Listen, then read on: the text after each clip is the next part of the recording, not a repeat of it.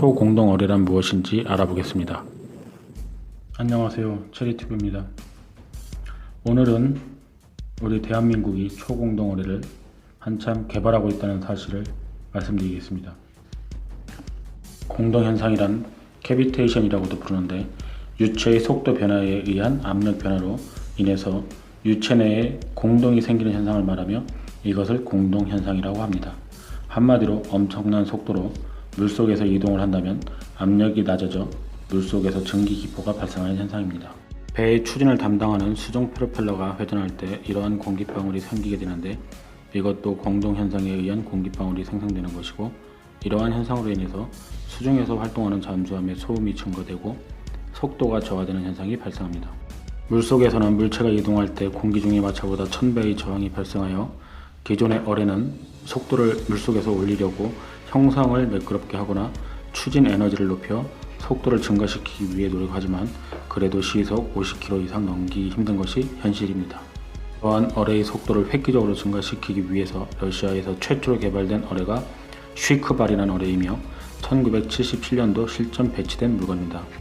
러시아도 초공동 현상을 1960년대부터 연구하여 1970년대 신뢰성을 담보하기 위해서 실전 배치 전까지 300번이란 테스트를 하고 1970년대 말에 실전 배치했지만 사거리가 16km 정도로 짧다는 단점이 존재합니다.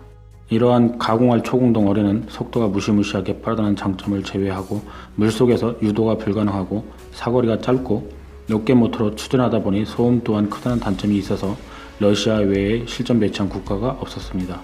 그러다 2006년대 미국의 핵 프로그램 포기로 이란을 압박하자 이란이 무력 시위 일환으로 처음 후투라는 어뢰를 공개하여 목표물을 명정시키는 장면을 공개한 적이 있습니다. 이러한 초공동 현상을 어뢰에 적용하여 물과의 마찰을 획기적으로 감소시키는 초공동 어뢰는 어뢰 선두부에서 기포가 발생하여 어뢰 전체를 감싸게 되고, 이러한 현상으로 어뢰와 물과의 저항이 발생하지 않아 엄청난 속도로 물속에서 발사되게 되는 어뢰입니다. 러시아의 쉬크발이라는 어뢰가 1970년대 후반부터 개발되어 배치되었으며 최대 200노트, 즉 시속 370에서 550km의 속도로 물속에서 발사되며, 이것은 기존 어뢰의 55km 정도의 속도인 것을 감안하면 정말 충격적인 속도입니다. 이러한 초공동 현상을 이용한 어뢰는 한마디로 어뢰에 피격되어서야 알게 되며, 기존 어뢰는 목표물을 따라가며 다가오지만 초공동 어뢰는 총을 쏘듯 순식간에 쏠 수 있는 물속의 총알이라고 할 수 있습니다. 이 초공동 어뢰는 러시아가 가장 먼저 실용화했고, 미국도 이에 자극받아 1990년대부터 활발히 연구 중이며, 어뢰 강국 독일도 바라쿠타라는 초공동 어뢰를 실용화했으며 그 속도가 무려 200노트, 즉 시속 800km가 넘는 그러한 어뢰입니다. 이란을 제외하면 다들 무기 개발에 있어서 내놓으라 하는 국가들이 개발한 초공동 어뢰를 한국에서는 몇 년 전부터 기반 기술을 연구하고 있으며, 아마도 2011년 쉬크발 연구 논문이 국가연 연구원들의 논문으로 쓰여진 것을 보면 2000년대 중후반부터 한국도 이에 대한 연구를 극비리에 하고 있는 것으로 보여집니다.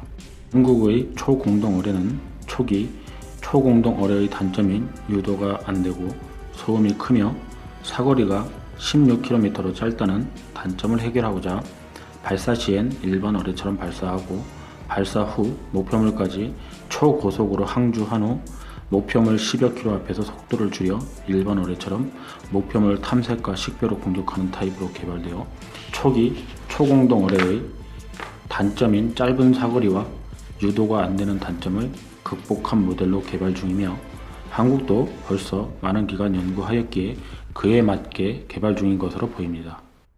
여기서 독일의 어뢰를 살펴보면 2차 대제대전 때부터 최초로 초공동 어뢰에 대한 연구를 하였고, 지금도 최고의 어뢰인 DM2A4 제헥터 어뢰는 현형 어뢰로서는 최고 속도인 50노트, 즉 92km의 속도로 핵 잠수함도 잡을 수 있는 최고 속도이며 최고의 어뢰 중 하나입니다.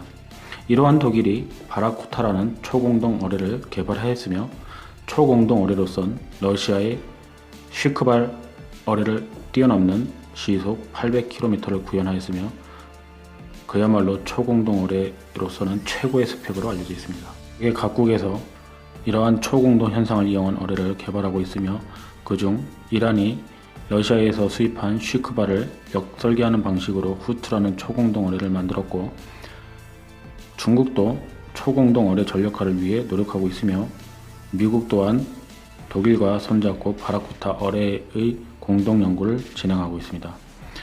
이런 세계 여러 나라의 추세에 발맞추어 한국도 초공동 어뢰의 모형과 개발 성과를 2015년 아덱스에서 공개를 했습니다. 초공동 어뢰의 조정은 일반 어뢰처럼 프로펠러가 아니라 조정 날개와 고체 로켓 추진기이며, 일반 고체 로켓 추진기로서는 사거리가 짧아 금속 분말 형태의 해수 반응 연료와 산화제로 해수를 흡입하여 사용하는 해수 흡입형 로켓 추진기관의 특수기관을 사용합니다. 초공동 어뢰의 핵심은 제일 앞부분인데, 여기서 기포를 발생하는 공동 발생기를 장착합니다. 공동 발생기의 기포가 얼마나 캐비테이션을 일정하게 유지하는지가 관건이며, 로켓의 연소가스를 별도로 이용하여 공동 현상을 강하게 유지합니다. 초공동 어뢰의 방향을 바꿀 때는 후방 조정 날개가 담당하게 됩니다. 초공동 어뢰는 러시아가 실용화했으며, 이란이 역설계로 1세대 초공동 어뢰를 개발했지만 사거리와 유도가 힘들 것으로 생각되며, 최고의 기술은 러시아와 독일이며 미국도 독일과 협력하여 이에 대한 연구를 수행하고 있습니다.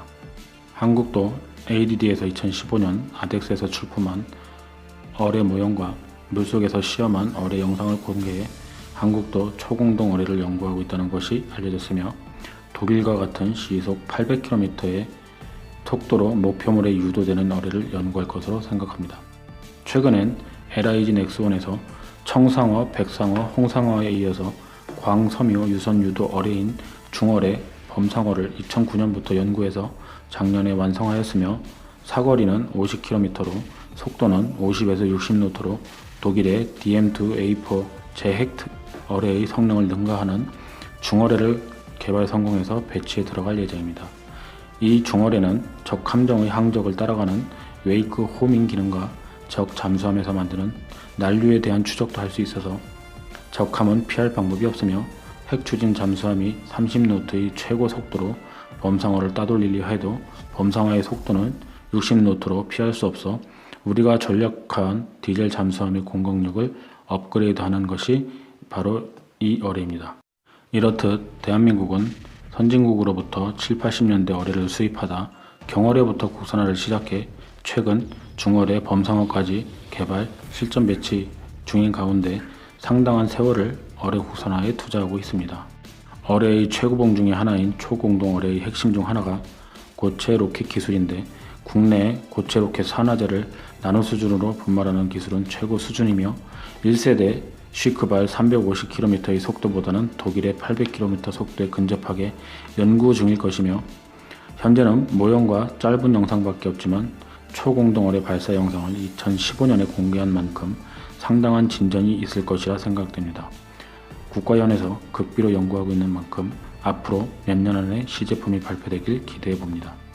한국이 이러한 선진국만이 극비리에 개발하는 초공동 어뢰를 개발하는 이유는 우리 주변의 군사 강국인 중국과 해군이 강한 일본을 바로 견제할 수 있는 잠수함에서 사용할 수 있는 극강의 무기이며 최고의 비대칭 무기가 될 것입니다.